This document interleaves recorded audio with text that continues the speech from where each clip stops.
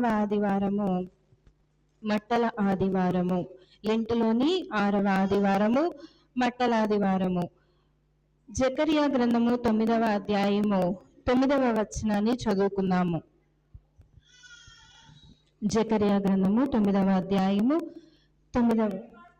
సియోను నివాసులారా బహుగా సంతోషించుడి, యెరూషలేము నివాసులారా ఉల్లాసముగా ఉండుడి.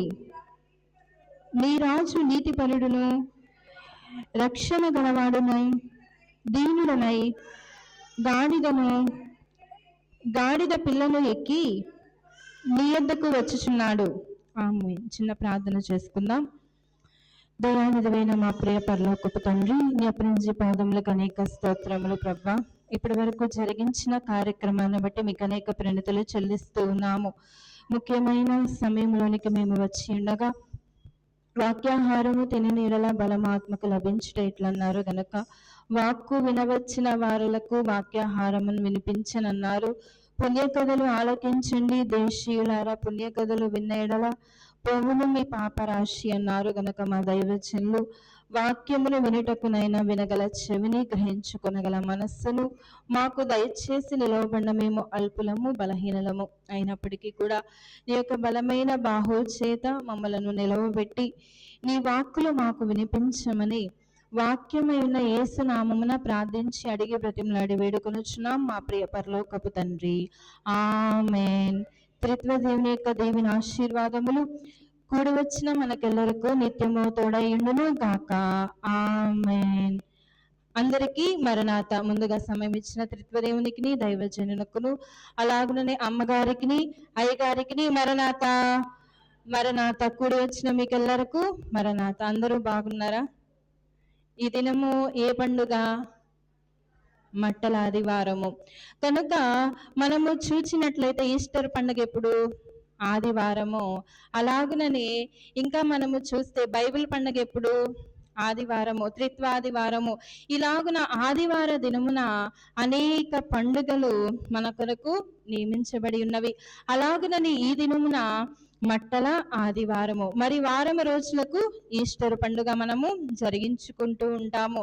అలాగుననే ఈ దినము మట్టలాదివార పండుగలోనికి ఏకీభవించిన మీకెల్లరకు మట్టలాదివార మరణాత మరణాత మరణాత. వాక్యమును చదువుకుందాము. జకర్యా గ్రంథము 9వ అధ్యాయము 9వ వచనము. సియోను నివాసులారా బహుగా సంతోషించుడి, యెరూషలేము నివాసులారా ఉల్లాసముగా ఉండుడి. నీ రాజు నీతిపరుడును రక్షణ గలవాడును దీనుడనై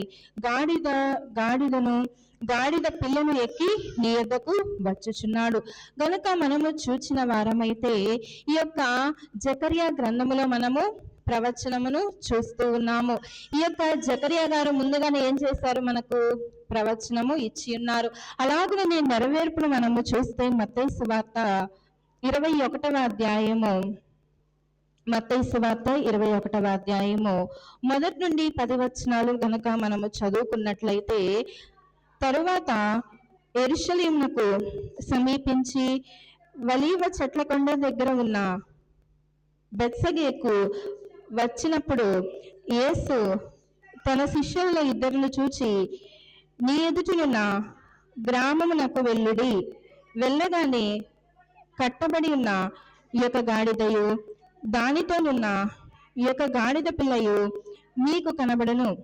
వాటిని విప్పి నా యొద్దకు తోలుకొని రండి.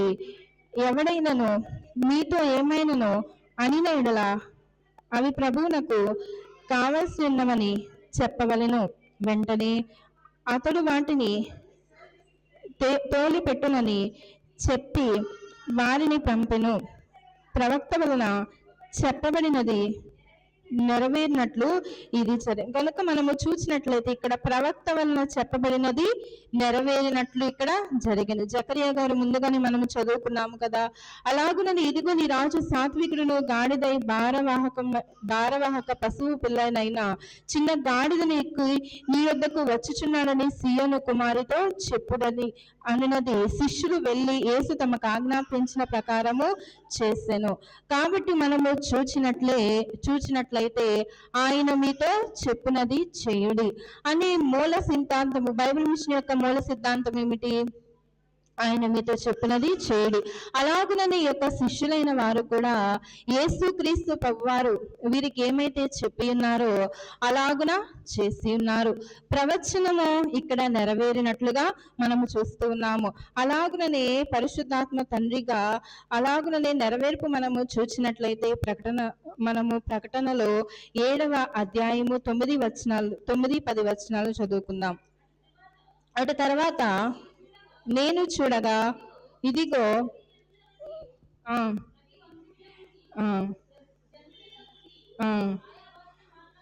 ఆయా భాషలు మాట్లాడు వారిలో నుండి వచ్చి ఎవడను లెక్కింపజాలని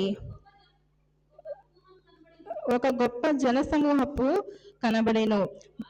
వారు తెల్లని వస్త్రములు ధరించుకున్నవారై ఖర్జూరపు మట్టలు చేత పట్టుకొని సింహాసనం ఎదుటను గొర్రెపిల్ల ఎదుటను నిలవబడిరి. కనుక మనము చూచిన వారమైతే ఈ యొక్క ప్రవచనము నెరవేరినట్లుగా మనము చూస్తూ ఉన్నాము. అలాగుననే ఈ దినము పాఠము మట్టల ఆదివారపు పండుగ. మనమందరం వచ్చేటప్పుడు ఖాళీగా వచ్చామా? ఏం తీసుకొని వచ్చాము? మట్టలను చేత. ఏం మట్టలు అవి? Very good. ఖర్జూరపు మట్టలను మనము చేత పట్టుకొని వచ్చి ఉన్నాము.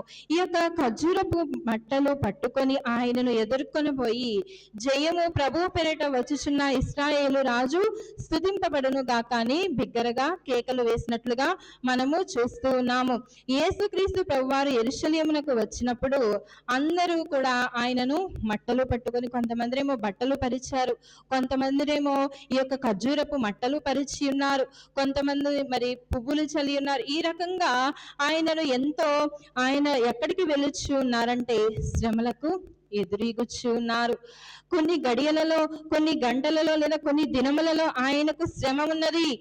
మరి శిలువ శ్రమ ఉన్నది, శిలువకు అప్పగింపబడవలసి ఉన్నది, శిలువ యాగము భరించవలసి ఉన్నది. అయినప్పటికీ కూడా దైవజనులు ఒక పద్యము రాస్తూ, ముందునకు శిలువ భారము ఉన్నదని తెలిసి పండి ఆడుచుంటివా పశుల తొట్టినన్నారు. గనుక ఆయనకు ముందే శిలువ ఉన్నదని తెలుసు, యేసుక్రీస్తు ప్రభువారు ముందుగా శిలువ భరించాలని తెలుసు, శ్రమలో నేను సహించాలని తెలిసి కూడా సంతోషముతో జయముతో ఎందును బట్టి సంతోషిస్తున్నారు? ఏమ్మా, యేసుక్రీస్తు ప్రభువారు ఎందును బట్టి సంతోషిస్తున్నారు? ఆయనకు జయమున్నదని తెలుసు. ఎందుకంటే ఆయన 3వ దినమున తిరిగి లేస్తారు. ఆయన 3వ దినమున మృత్యుంజయుడై మృతిని జయించి, మృతిని ఎదిరించి, సాతానుని ఎదిరించి, కావలి వారిని ఎదిరించి, సమస్తమును సర్వమును ఎదిరించి ఆయన తిరిగి లేస్తారని ఆయనకు తెలుసు. కనుకనే ముందుగానే జయముతో, సంతోషముతో, ఆనందముతో శ్రమలలో ఆయన దుఃఖములో వెళ్ళలేదు, కన్నీరు కారవలేదు. ఇక్కడ మనము చూస్తే ఆయన ఎంతో సంతోషముగాను జయము జయము అంటూ నినాదాలు పలుకుచు జనులైన వారు ఎంతో ఉత్సాహముగా ఉన్నట్లుగా మనము చూస్తూ ఉన్నాము. ఈ యొక్క ఖర్జూరపు మట్టను ఇంగ్లీష్ లో ఏమంటారు? పామ్ ట్రీ అంటారు. కనుక ఈ యొక్క ఇంగ్లీష్ పదము మనము చూసినట్లయితే ట్రీ అన్నమాట. అయితే ఈ యొక్క ఖర్జూరపు మట్టను ప్రతి ఒక్కరు కూడా ధరించి, మరి వారు ఎవ్వరూ కూడా మిస్ అవ్వకుండా అందరూ కూడా ఏకీభవించినట్లుగా, ఆ యొక్క పండుగలోనికి ఏకీభవించినట్లుగా మనము చూస్తూ ఉన్నాము. మరి యేసుక్రీస్తు ప్రభువారిని వీరందరూ వెంబడించుచు అందరూ సంతోషిస్తున్నారా? ఏమ్మా, అందరూ అక్కడున్న వారందరూ సంతోషిస్తున్నారంటారా? లేదు. కొంతమంది మాత్రం వారు కుట్ర పన్నుతున్నారు. ఎందుకంటే యేసుక్రీస్తు ప్రభువారిని సిలువకు అప్పగించాలి, ఈయనకు సిలువ వేయాలని కొందరు మాత్రం వ్యసన పడుచు ఉన్నారు, కొంతమంది మాత్రం గుసగుసలాడుకుంటున్నారు. అయినప్పటికీ కూడా ఎవరికి భయపడలేదు, కానీ ఎవరికి బెదరలేదు, శ్రమకు భయపడలేదు. నాకు విజయం ఉన్నదని తెలుసు, నేను జయిస్తాను, ఇదిగో జయించిన వాణిని ప్రకటన గ్రంథంలో ఉండింది కదా, జయించిన వాణి, నేను లోకమును జయించి ఉన్నాను, మీరును లోకమును జయించుడి అంటూ ఉన్నారు. గనక అలాగుననే ఈయన జయించుటకు వదకు తేబడు గొర్రెపిల్ల ఎలాగునైతే మౌనముగా ఉంటదో అలాగునని యేసుక్రీస్తు ప్రభువారు కూడా మౌనముగా ఉన్నారు. మత్తయి సువార్తలో మనము చూసినట్లయితే, మరి మీరు వెళ్ళి అక్కడ గాడిద పిల్లయు కట్టబడి ఉన్నది, వాటిని నా యొద్దకు తోలుకొని తీసుకొని రండి అని చెప్పినప్పుడు మరి ఆ కాలంలో అంట ఈ యొక్క జకరియా గారు ప్రవచించిన తర్వాత 500 సంవత్సరములకు ఈ వాగ్దానము నెరవేరి ఉన్నది. మరి ఈ యొక్క జకరియా గారు ప్రవచనం ఇచ్చి ఉన్నారు. మరి యేసుక్రీస్తు ప్రభువారు గాడిదే ఎందుకు ఎక్కారని మనందరికీ డౌట్ ఉండిద్ది కదా. మరి ఆ కాలములో రాజులైన వారు గుర్రాల మీద యుద్ధము కానీ, లేదా ఎక్కడికైనా ఘనముగా వెళ్ళినప్పుడు, ఏదైనా ఘనముగా ఏమైనా సాధించటకు, లేదా ఏదైనా ప్రయాణము చేయాలంటే రాజులైన వారు దేని మీద ప్రయాణము చేసేవారంటే గుర్రాల మీద ప్రయాణము చేశారు. కానీ యేసుక్రీస్తు ప్రభువారు గుర్రాన్ని కోరుకోలేదండి. ఈ యొక్క గాడిద దేనికి సాదృశ్యము అంటే, మనము చూసినట్లయితే గాడిద దేనికి సాదృశ్యం? దీనత్వమునకు సాదృశ్యం. మరి యొక్క గాడిద తిరగబడిద్దా? తిరగబడదు. గాడిద ఎంతో దీనముగా తల వంచుకొని ఎంత బరువైనను, ఎంత భారమైనను, ఎంత శ్రమైనను, ఎంత కష్టమైనను భరించుటకు సిద్ధముగా ఉండిద్ది. అలాగుననే ఈ యొక్క గాడిదను యేసుక్రీస్తు ప్రభువాలు తోలుకొని తీసుకొని రమ్మన్నట్లుగా మనము చూస్తూ ఉన్నాము. మొదటిగా మనము చూస్తే ఈ దినము మనము ఖర్జూరపు మట్ట గురించి మాట్లాడుకుందాము. ఈ యొక్క ఖర్జూరపు మట్టలో ఉన్న 7 ప్రాముఖ్యమైన విషయములు ఈ దినము మనము ధ్యానించుకొని ముగించుకున్నాము. మొదటిగా మనము చూస్తే ఖర్జూరపు మట్ట దేనికి సాదృశ్యం అంటే పండుగకు సాదృశ్యం, జయమునకు సాదృశ్యం, ఇంకా చూస్తే సంతోషానికి సూచనగా కనపడుచు ఉన్నది. ఇప్పుడు చూడండి, ఆ యొక్క ఖర్జూరపు మట్టను చూస్తే దానికి చక్కగా పూలు గుచ్చారు. ఎంత కలకలలాడుతుందంటారు, ఎంతో నీటిగా, అలాగుననే అందముగా, ఎంతో చక్కగా. లేదా మనం ఆ పూలు తీసేస్తే ఖర్జూరపు మట్లకు చుట్టూ ఏముంటాయి? ముళ్ళు కనపడతాయి. ముళ్ళు దేనికి సాదృశ్యం? శ్రమకు సాదృశ్యం. అయినప్పటికీ ఈ యొక్క ప్రజలైన వారు ఏమి చేశారంటే ఆ ముళ్ళు పైన ఈ యొక్క పువ్వులను గుచ్చి, పువ్వులు దేనికి సాదృశ్యం అనగా సంతోషమునకు, జయమునకు, ఈయన జయించి తిరిగి లేస్తారని చెప్పి వారందరూ, ప్రజలందరూ కూడా ఏకమై స్వాగతం పలుకుతున్నట్లుగా మనము చూస్తూ ఉన్నాము. మొదటిగా ఖర్జూరపు మట్ట దేనికి సాదృశ్యం? సంతోషము, విజయము. ఇది యొక్క పండుగ వాతావరణమునకు పాతకాలంలో ఇశ్రాయేలీలు కూడా ఈ యొక్క ఖర్జూరపు మట్టను, ఈ యొక్క ఖర్జూరపు మట్ట ద్వారా అనేకమైన పండుగలను ఆచరించినట్లుగా మనము చూస్తూ ఉన్నాము. లేవియా కాండము 23వ అధ్యాయము 40వ వచనాన్ని చదువుకున్నాము. లేవియా కాండము 23. మొదటి దినమున మీరు దబ్బ పండ్లను, ఈత మట్టలను, గొంజి చెట్టు కొమ్మలను, కాలువల ఎద్ద నుండి నిరవంచి చెట్లను పట్టుకొని 7 దినములు మీ దేవుడైన యెహోవా సన్నిధిని ప్రోత్సహించుచుండవలెను. కనుక ఇప్పుడు మనం చెప్పుకున్నట్లుగానే లేవియా కాండములో ఇశ్రాయేలీలైన వారు ఈ యొక్క ఖర్జూరపు మట్టలతో పండుగ చేసుకున్నట్లుగా మనము చూస్తూ ఉన్నాము, ఉత్సహించినట్లుగా మనము చూస్తూ ఉన్నారు. అలాగే ఈ యొక్క ఖర్జూరపు వృక్షాలకు దేనికి సాదృశ్యం అంటే పండుగకు నిర్వచనగా ఉన్నవి. యేసుక్రీస్తు ప్రభువారు విజయము సాధించినాడు. అలాగనే మనకు కూడా విజయమునిచ్చుటకు ఆయన జయించి మనలను కూడా జయించుటకు, అందుకని దైవజనులు రాశారు కదా, జయము రాతపూర్వమే జయమను జనులకు జయమాను స్తుతించు.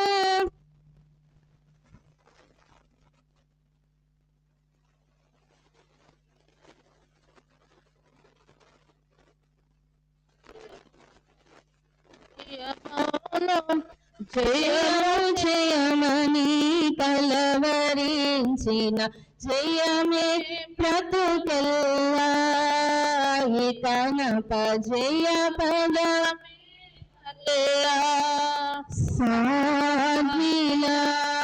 అలాగని మనము చూసినట్లయితే కొలసీలకు రాసిన పత్రిక 2వ అధ్యాయము 15వ వచనాన్ని కూడా చదువుకుందాము.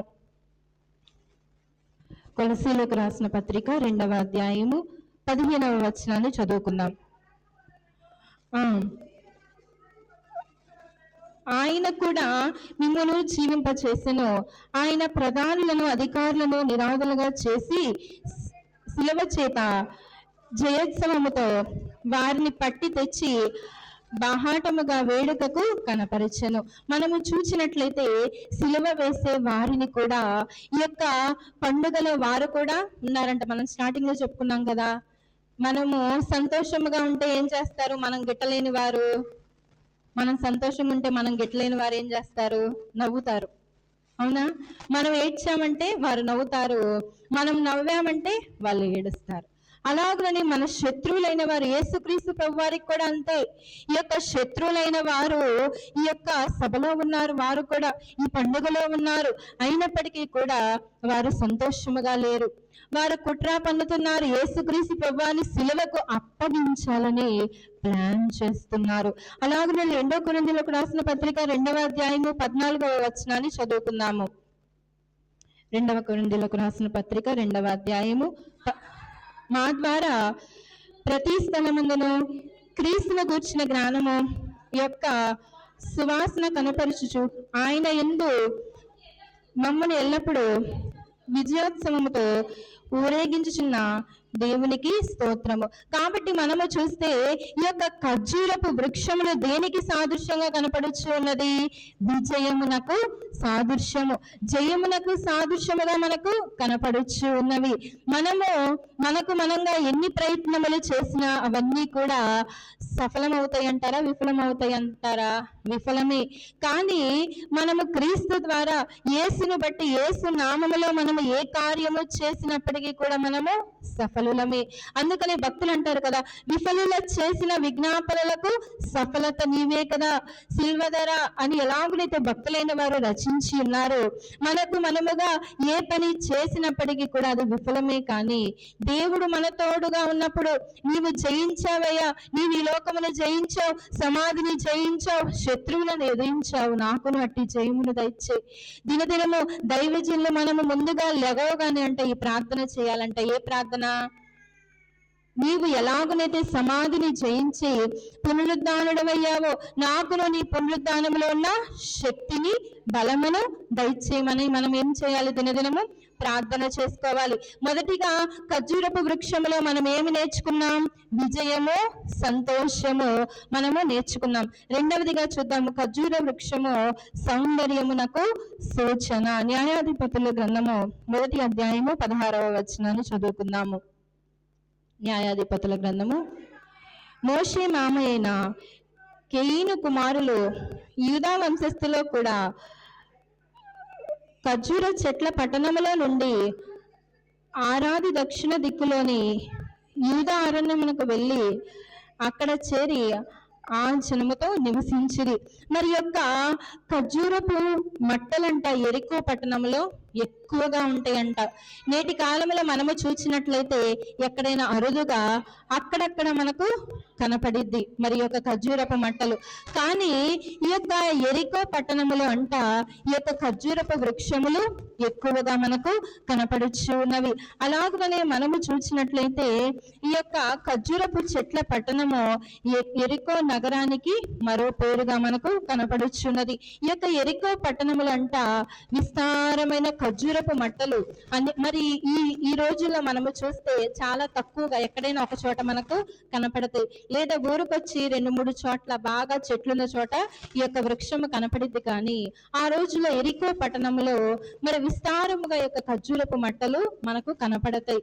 అలాగనే హెబ్రీ భాషలో యొక్క ఖర్జూరపు మట్టని తామారు అని అంటారు. ఏమంటారు? తామారు. హెబ్రీ భాషలో ఈ యొక్క ఖర్జూరపు మట్టను తామారు అని పిలిచేవారు. ఇది సౌందర్యమునకు సాదృశ్యముగా మనకు కనపడుచు ఉన్నది. ఎందును బట్టి సౌందర్యముతో పోల్చి ఉన్నారు అంటే ఇది అలంకరిస్తే ఎంతో చక్కగా కనపడిద్ది. మనం ఇంకా గమనిస్తే ఈ యొక్క ఖర్జూరపు చెట్టు ఎక్కువగా కాలవల పక్కనో లేదా సైడ్న మనకు కనపడిద్ది. అది ఎప్పుడు చూసినా అది ఎదుగుతానే ఉంటది, కానీ ఎండిపోయినట్టుగా కానీ మనకు ఎక్కడా కూడా కనపడదు. నిత్యము ఎలాగునైతే సామెతల గ్రంథము 1వ అధ్యాయములో ఆకు వాడక తన కాలమందు ఫలమిచ్చు చెట్టు వలె నుండును, అతడు చేయనదంతయు సఫలమగునని ఎలాగునైతే మనకు భక్తులైన వారు సెలవిచ్చినట్లుగా మనము చూస్తూ ఉన్నామో, అలాగుననే ఈ యొక్క ఖర్జూరపు మట్ట కూడా ఏనాడు వడబడినట్టుగా కానీ ఎండిపోయిన స్థితిలో ఇది లేదు. సౌందర్యముతో నిగనిగలాడుచు మరి నిత్యము దేవుని సన్నిధిలో ఎదిగిన చెట్టుగా మనము చూస్తూ ఉన్నాము. దావీదు గారు ఆత్మీయమైనటువంటి సౌందర్యము గురించి మాట్లాడుచు ఉన్నారు. ఇది బాహాటముగా కనిపించే సౌందర్యము కాదు, కానీ అంతరంగములో మరి ఎంతగానో సౌందర్యముతోనూ తన్ను తాను తగ్గించుకొని ఆయన ఒక వృక్షము వలె మన కొరకు కురూపి అయినట్లుగా మనము చూస్తూ ఉన్నాము. అలాగునే కీర్తన గ్రంథము 90వ అధ్యాయము 17వ వచనాన్ని చదువుకుందాము. కీర్తన గ్రంథము. మా దేవుడైన యెహోవా ప్రసన్నత మా మీద నుండును గాక. మా చేతి పనిని మాకు స్థిరపరచుము. మా చేతి పనిని స్థిరపరచుము. మా దేవుడైన ప్రభువుని కృపైన సౌందర్యము మాపై ప్రకాశించును గాక.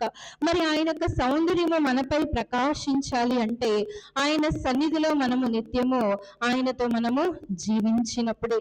నాకు వేరుగా ఉండి మీరు ఏమీ చేయలేరు అంటున్నారు. మనము ఆయనతో ఏకముగా ఉండి ఫలించడి కొమ్మవలే నిత్యము ఆయన సన్నిధిలో ఆయనను మనము పెనవేసుకోవాలి. ఆయనను చూచినా అంతయు సరి అవునంటున్నారు గనక దైవజనులు. మనము ఎవరిని చూచుటకు వచ్చామంటే ఈ దినము ఎంతో భారమైన శ్రమ, శిలువ మరణమగనంతగా శ్రమ అయినప్పటికీ కూడా ఆయన ముఖములో సంతోషము తగ్గలేదు, కళ తగ్గలేదు, జీవ కళ తగ్గలేదు. ఆయన శ్రమకు భయపడలేదు, శ్రమకు బెదరలేదు, కానీ నేను జయిస్తాననే ధైర్యముగా ఉన్నారు. అలాగుననే మనము కూడా ఆయన బిడ్డలమైన మనము కూడా ఆయన ఎలాగునైతే లోకమును జయించారో మనము కూడా జయించవలసిన వారమైనా. మొదటిగా ఖర్జూరపు వృక్షమును గురించి మనము తెలుసుకున్నాం. ఇది విజయమునకు సాదృశ్యముగా కనపడుచు ఉన్నది. ఇది సంతోషపు పండుగ, ఆనందముతో చేసుకోవాలి, దుఃఖముతో చేసుకునే పండుగ కాదు. రెండవదిగా ఈ యొక్క ఖర్జూరపు మంట దేనికి సాదృశ్యముగా ఉన్నదంటే సౌందర్యమునకు సాదృశ్యముగా ఉన్నది. మూడవదిగా ఖర్జూరపు వృక్షము దేనికి సాదృశ్యముగా ఉన్నది అంటే చక్కగా నిదానముగా ఉంటదంట.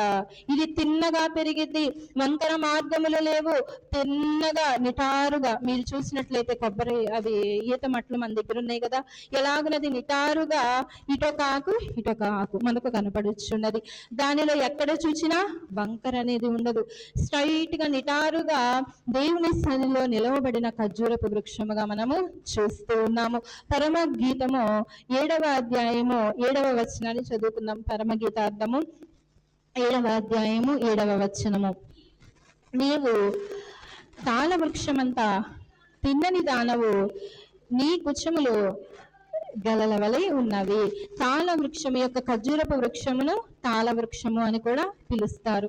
కనుక మనము చూచినట్లయితే ఇది ఎలాగనైతే తిన్నగా ఉన్నదో మనము కూడా తిన్నని వారమై దేవుని సన్నిధిలో శ్రమకు బెదరక, శ్రమకు అటు ఇటు తొలగక, శ్రమకు మనము పడిపోకుండా ఎలాగుండాలంటే ధైర్యముగా నిలవబడాలి.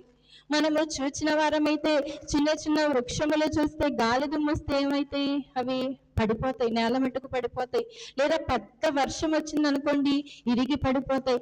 అదే మనము ఏరులతో ఒక మ్రాను ఎలాగునైతే వేళ్లతో ఆ యొక్క భూమిలో అతుక్కుపోయి, మరి అది ఎంత వర్షం వచ్చినా, గాలి వచ్చినా, గాలి తుఫానులు పోలిన శ్రమలు వచ్చినా అది నేల మట్టుకు వంగినా సరే మరలా తిరిగి లేచి నిలబడే శక్తి దానికి ఉండిద్ది. అలాగనే మనము కూడా శ్రమలో ఈ యొక్క నేల మటుకు సాతాను మనలో పడవేసినప్పటికీ కూడా నీతిమంతులు 7 సార్లు పడినను మరలా తిరిగి లేస్తారని వాక్యం చెప్పుచు ఉన్నది. కనుక మనము ఎన్నిసార్లు పడినను పడిపోతున్నాను కనవద్దు. వడిగా లెమ్మరము శూరుని వలనే మనం ఎలాగో రావాలి. వీరులమయ్యా జయ వీరులమేమయా, వీరులమయ్యా జయ వీరులమేమయా, మా వైరి చెంత యుద్ధమాడు శూరులమయ్యా, మా వైరి చెంత యుద్ధమాడు శూరులమయ్యా, వీరులమయ్యా జయ. మనము ఎవరము? జయ వీరులము, జయశూరులము. మరణమగనంతగా శ్రమ, నేలకు పడిపోయినంతగా శ్రమ. ఇక అయిపోయింది ఏమంటారు మనకేమో, నా పని ఇంకేం లేదమ్మా, అయిపోయింది, రేపు మాపు నా పని అయిపోయిందంట.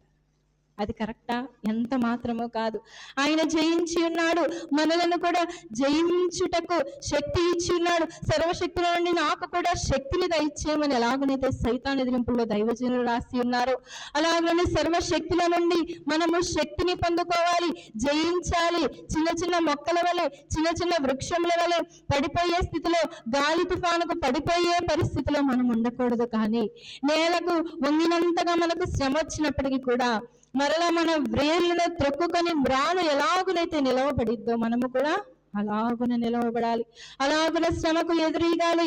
అలాగున చీకటికి భయపడకూడదు. శ్రమకు మనము భయపడకుండా ఎలాగునైతే వీరుడి వలె, శూరుని వలె యేసుక్రీస్తు ప్రభువారు జయించి ఉన్నారు.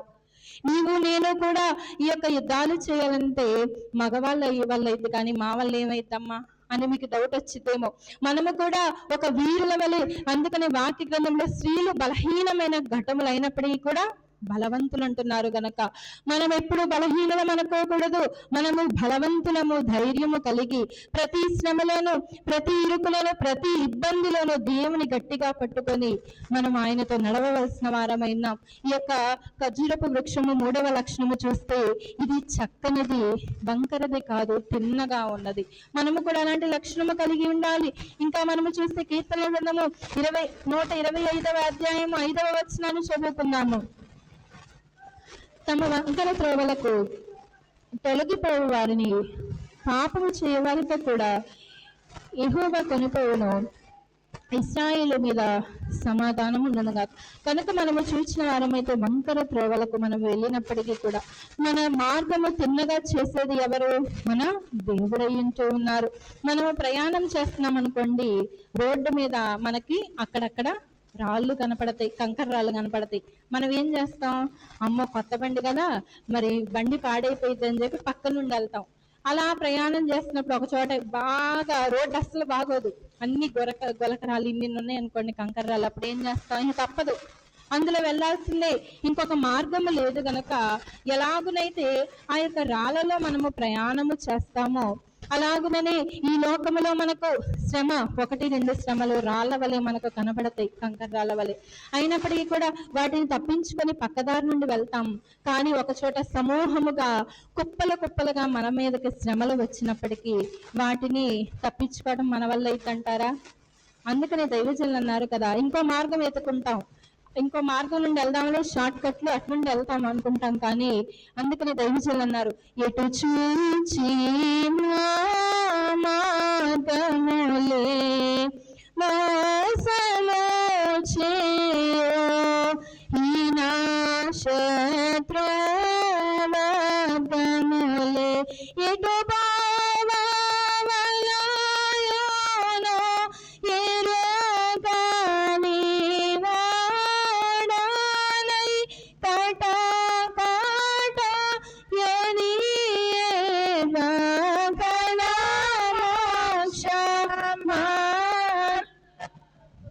మార్గంను తప్పించుకోవాలని వేరే మార్గం మనం వెతుక్కున్నప్పటికీ కూడా అక్కడ కూడా ఎటు చూచినా ఒకసారి ఏమీ తోచని పరిస్థితి. ఎక్కడికి వెళ్ళాలయ్యా, ఎటు చూసినా ఎవరిని అడిగినా నాకు సహాయం రావట్లేదు, ఏమి దిక్కు తోచని పరిస్థితి మనకి ఎదురైంది. అయినప్పటికీ కూడా మనము నిరాశపడకూడదు, అయినప్పటికీ కూడా మనము భయపడకూడదు. అన్ని కలుగు చేసిన యేసు మన పక్షముగా ఉన్నారని యేసును మనము గట్టిగా పట్టుకోవాలి. మన వంకర మార్గంలో తిన్నగా సరిచేసే దేవుడు. మనకున్నటువంటి శ్రమల నుండి చచ్చిన చేపలు ప్రవాహమునకు ఎదురీగా వెళ్ళలేవు, కానీ మనము బ్రతికిన చేపనై ఈ యొక్క ప్రవాహములో, ఈ యొక్క శ్రమలలో మనము కూడా జయించవలసిన వారమై ఉన్నాము. ఇంకా మనము చూస్తే సామెతల గ్రంథము 2వ అధ్యాయము 15వ వచనాన్ని చదువుకుందాం.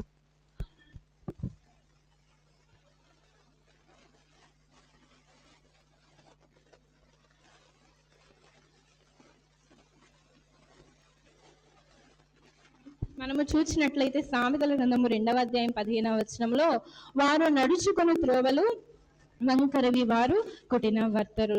పాపమునకు లోబడిన వారు నడిచే త్రోవలు వంకరవి. అయినప్పటికీ కూడా దేవునికి నమ్మకముగా ఉండటమే రక్షణ మార్గము. దేవుని యందు నీవు నమ్మకముగా ఉండాలి, విశ్వాసములో బలపడాలి. ఈ యొక్క మన జీవితంలో ఉన్న వంకర మార్గమును సరిచేసే దేవుడై ఉంటూ ఉన్నారు. మొదటిగా ఈ యొక్క ఖర్జూరపు వృక్షములో ఏం నేర్చుకున్నాము మనము? ఇది విజయమునకు సాదృశ్యము, సంతోషపు పండుగ. రెండవది సౌందర్యము కలిగినటువంటి ఖర్జూర వృక్షము. మూడవదిగా చక్కనిది, ఇది వంకర లేనిది, తిన్నని మార్గము కలిగినది. అలాగుననే నాలుగవదిగా మనము చూసినట్లయితే ఖర్జూరపు వృక్షము యొక్క మరొక సాదృశ్యమును మనము చూద్దాము. ఇది నీతికి సాదృశ్యముగా కనపడుచు ఉన్నది. మనము చూసినట్లయితే జకర్యా గ్రంథము 9వ అధ్యాయము 9వ వచనములో మనము చూస్తే, నీ రాజు నీతి పరుడును రక్షణ గలవాడునై దీనుడనై గాడిద పిల్లను ఎక్కి నీ యొద్దకు వచ్చుచున్నాడు. కనుక మనము చూచినట్లయితే ఆయన ఇక్కడ మనకు దీనముగాను నీతిపరుడుగాను కనపడుచు ఉన్నాడు. మనము నీతి లేని వారము, నీతి మార్గమున నన్ను నడిపించుము, నీతి లేని నాకు తన సునీతిని దయచేయును, స్వనీతిని త్రుంచునని నాకేమి కొదవ అనే పాటలో దైవజనులు మనకు రాసి ఇచ్చి ఉన్నారు. ఆయన నీతిమంతుడు కనుకనే ఆయన నీతిపరుడును అని రాసి ఉన్నారు. ఇంకా మనము చూచిన వారమైతే ఈ యొక్క ఖర్జూరపు వృక్షములలో 4వదిగా నీతికి సాదృశ్యముగా మనకు కనపడచ్చు ఉన్నది. ఇంకా యెషయా గ్రంథము 61వ అధ్యాయము 3వ వచనాన్ని చదువుకుందాము. సియోనులో దుఃఖించు వారికి ఉల్లాస వస్త్రములు ధరింపజేయుటకును, బూడిదకు ప్రతిగా పూదండను, దుఃఖమునకు ప్రతిగా ఆనంద తైలమును, భారభరితమైన ఆత్మకు ప్రతిగా స్తుతి వస్త్రమును వారికి ఇచ్చుటకును ఆయన నన్ను పంపినాడు. యెహోవా తన్ను మహిమపరుచుకున్నట్లు నీతి అను మస్తకి వృక్షములన్నీ యెహోవా నాటిన చెట్లన్నీ వారికి పేరు పెట్టబడెను. కనుక మనము చూచినట్లయితే ఈ యొక్క 4వదిగా నీతికి సాదృశ్యము. యెషయా గ్రంథము 61:3 మనము చదువుకున్నట్లుగా నీతి అను మస్తకి వృక్షములన్నీ యెహోవా నాటిన చెట్లన్నీ వారికి పేరు పెట్టబడెను. మనమంతా కూడా ఆయన సృష్టి, మనలందరినీ కూడా తన రూపముతో తన పోలికతో నరుని సృజించెను. కనుక మనల్ని నీతిగా ఆయన సృష్టించి ఉన్నారు. ఆయనలో ఏ పాపమును లేదు. ఆయన మరి పాపులు సుంకరలో ఉన్న పంక్తిలో భుజించి ఉన్నారు, కానీ పాపమును ఆయన అంటనివ్వలేదు. 33.5 సంవత్సరములు ఈ లోకములో పరిచర్య చేశారు. అలాగనే వివాహములకు, కానా వివాహములకు వెళ్ళి ఉన్నారు. ఎన్నో ప్రదేశములకు తిరిగి ఉన్నారు, కానీ పాపమును మాత్రం అంటూ పాపమును అంటనివ్వనట్లుగా మనము చూస్తూ ఉన్నాము. అలాగుననే ఆయన ఎలాగునైతే నీతిపరుడుగా మనకు కనపడుచు ఉన్నాడు. ఇంకా మనము చూసినట్లయితే అందుకని భక్తులు అన్నారు కదా, ఆదరణయోధికా బలమును ఆత్మకర్గమును అవనిలో అందరి రక్షయును ఆదర్శము ఆయన వాక్యమే అనిశము మనకిల మార్గము చూపగా జయ ప్రభు యేసుని వెంబడించుచు జయముగా నడచెదము, యేసుతో జయముగా వెడలెదము. 5వదిగా మనము చూసినట్లయితే ఈ యొక్క ఖర్జూర వృక్షము దేవుని చేత ఆశీర్వదింపబడినది. కీర్తన గ్రంథము 92వ అధ్యాయము 12వ వచనాన్ని చదువుకుందాము. కీర్తన గ్రంథము 92వ అధ్యాయము 12వ వచనము.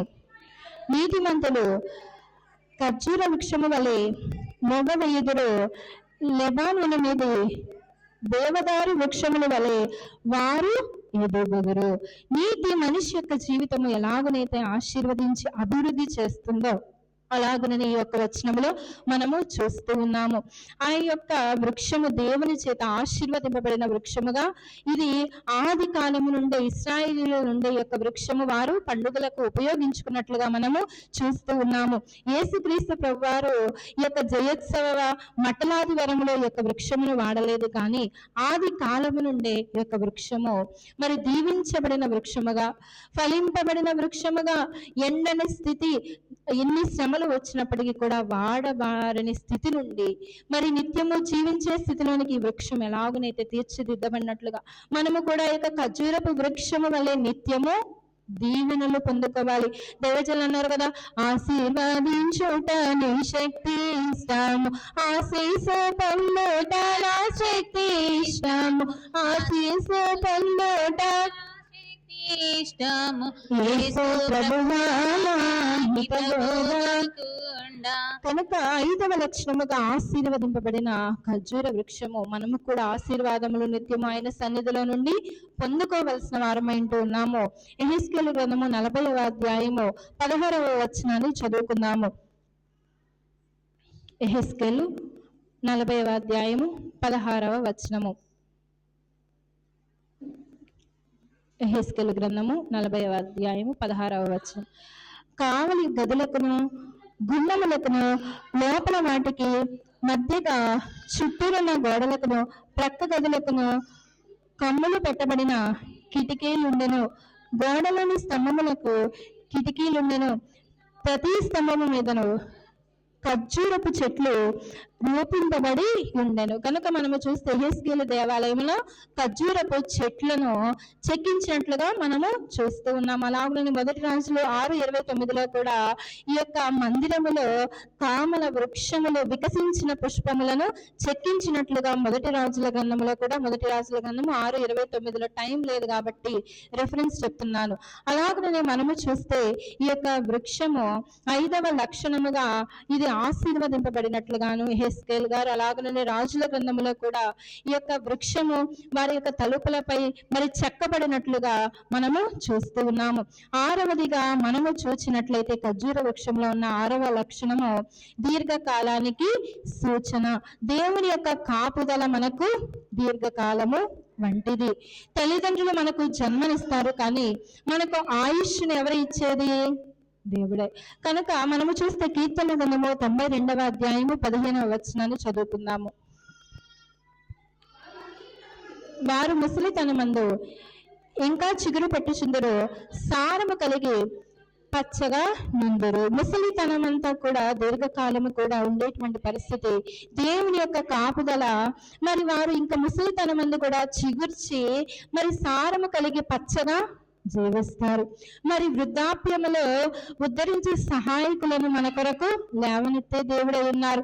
వృద్ధాప్యములో మసల వీలు లేనప్పుడు ఉద్ధరించే సహాయకులను దేవదూతలను చుట్టూ మనకు కావలిగా ఉంచే దేవుడై ఉన్నారు.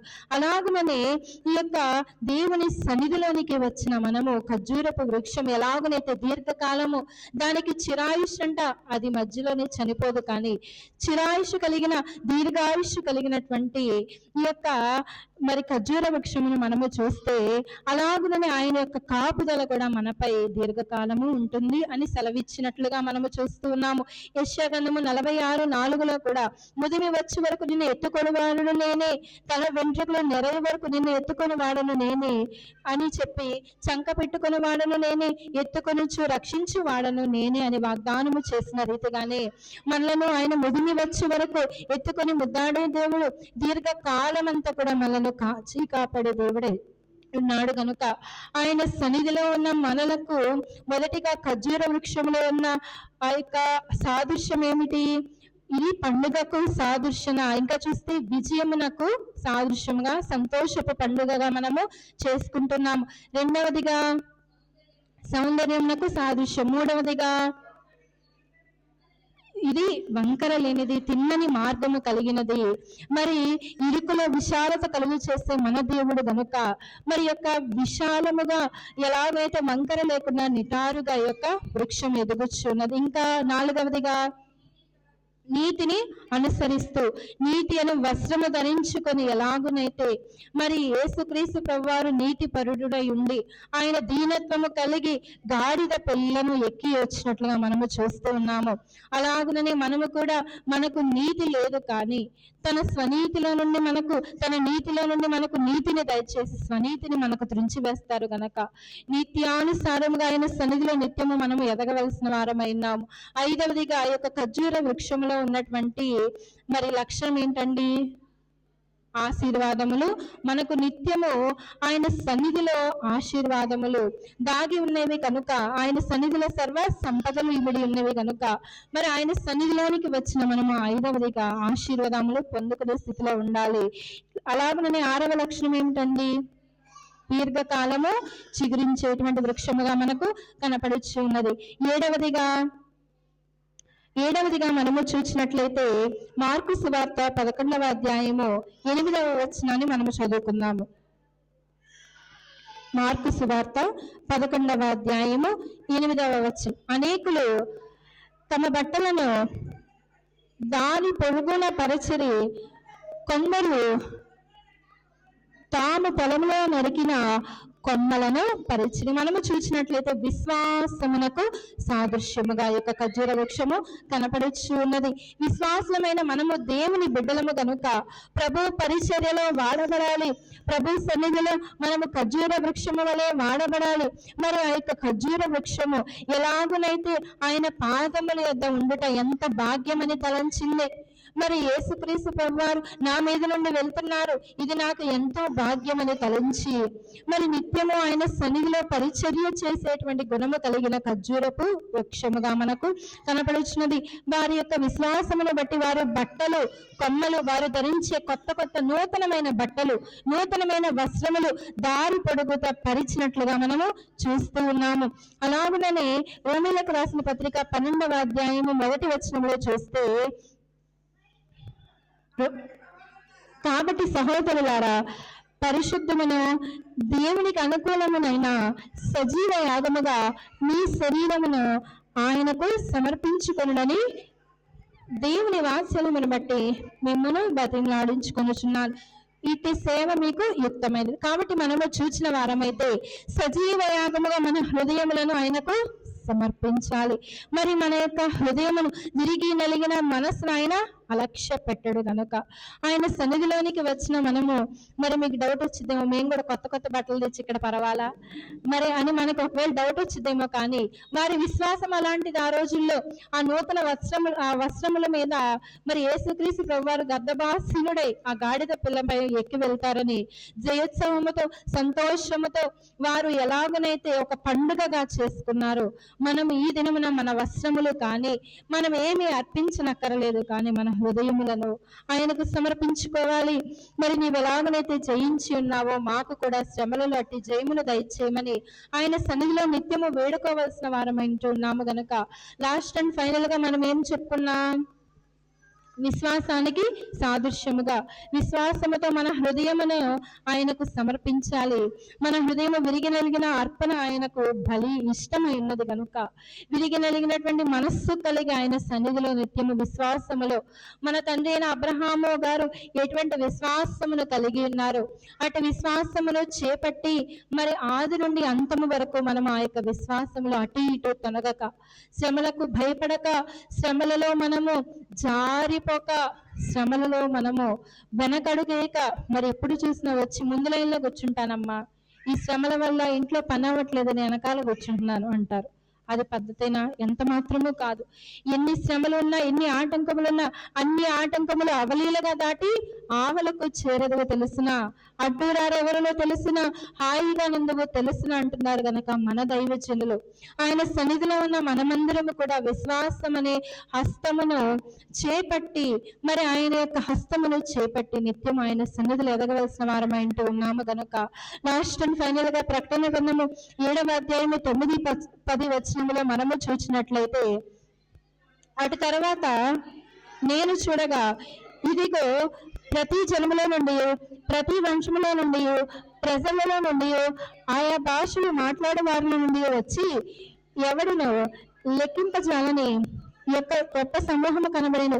వారు తెల్లని వస్త్రములు ధరించుకున్న వారే ఖర్జూరపు మట్టలు చేత పెట్టుకుని సింహాసనం ఎదుట గొర్రెపిల్ల ఎదుట నిలవబడి సింహాసనాసనం మా దేవునికి గొర్రెపిల్లకును మా రక్షణ స్తోత్రం అని మహాశబ్దంతో ఎలుగెత్తి చెప్పారు. ప్రకటనలో ఖర్జూరపు మట్టలు చేత పట్టుకొని అక్కడ వాళ్ళు ఎలుగెత్తి చెప్పడం, మహాశబ్దము చేయటం అని వాక్యంలో మనకు కనపడుచున్నది. ఇది ఎప్పుడు జరిగిద్దమ్మా? రాకడా తరువాత. ముందుగా ప్రవచనము నెరవేరింది మత్తయి సువార్తలో.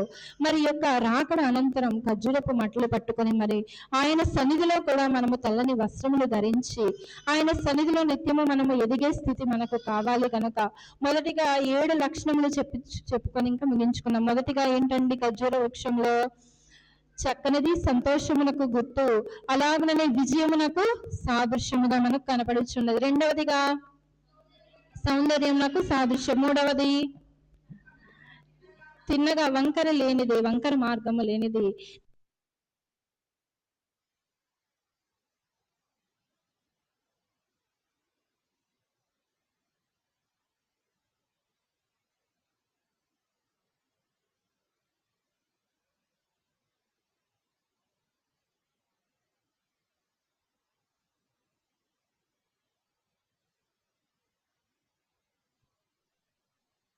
సన్నిధిలోనికి వచ్చిన మనమందరము కూడా ఈ యొక్క ఖర్జూర వృక్షం ఎలాగనైతే 7 లక్షణములు ధరించుకొని సుందరముగా తాను అలంకరించుకొని మరి యేసుక్రీస్తు ప్రభువారి యొద్దకు వచ్చినట్లుగా మనము చూస్తూ ఉన్నాము. అలాగనే నేటి దినమున మనము కూడా మనకి ఎన్నో శ్రమలు, ఈ యొక్క ఖర్జూర వృక్షములు చూస్తే మరి అటు ఇటు ముళ్ళుంటాయి. మరి అయినప్పటికీ శ్రమలే, మానవుని జీవితం అంతా శ్రమలే అయినప్పటికీ కూడా ఈ శ్రమలలో మనము ఓర్చుకొని, మనము శ్రమలలో ఓర్చుకున్న తర్వాత మనకు బహుమానం ఉంటుంది కనుక ఈ యొక్క మన కన్నీటి బాష్ప బిందువులను ఆయన పుష్పములుగా మార్చే దేవుడై ఉన్నాడు కనుక ఈ యొక్క షారోను పుష్ప ప్రార్థనా మందిరంలోనికి వచ్చిన మనమందరము కూడా మనకున్న శ్రమలను బట్టి ఈ యొక్క షారోను పుష్పములోనికి వచ్చిన మనమందరము కూడా ఒక్కొక్క పుష్పముల వలె మన శ్రమలకు మనము ఎలాగునైతే ఈ యొక్క ముళ్ళకు గాయం ఏమిటి? పుష్పము కనుక ఈ బైబిల్ మిషన్లో ఉన్న మనమందరము కూడా ఒక పుష్పముల వలె ఈ యొక్క వలీవ మట్లను ఎలాగైతే ఖర్జూరపు మట్లను వారు పట్టుకొని జయోత్సవముతో వచ్చినట్లుగా మనము చూస్తూ ఉన్నాము. నేటి కాలమున ఆయన సన్నిధిలోనికి వచ్చిన మనమందరము కూడా మన యొక్క హృదయమునే ఆయనకు బలిగా అర్పించి, కానుకగా అర్పించి ఆయన సన్నిధిలో నిత్యం ఎదగవలసిన వారమై ఉన్నాము కనుక అట్టి ధన్యత భాగ్యము తండ్రి మనకెల్లరికూ దయచేయును గాక. ఆమేన్. తండ్రి